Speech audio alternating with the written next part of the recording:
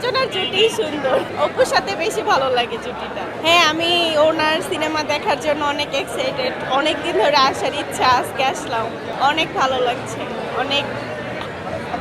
ওর cinema অনেক ভালো লাগে, সেই জন্য। শাকিব খানের সিনেমা ওর প্রায় ছবি দেখা হয়, সব ছবি দেখা হয়। কাশপুর থেকে আসছি আমরা। আমার বান্ধবী আসছে, আমার বান্ধবীর হাজবেন্ড, আমরা আসছি।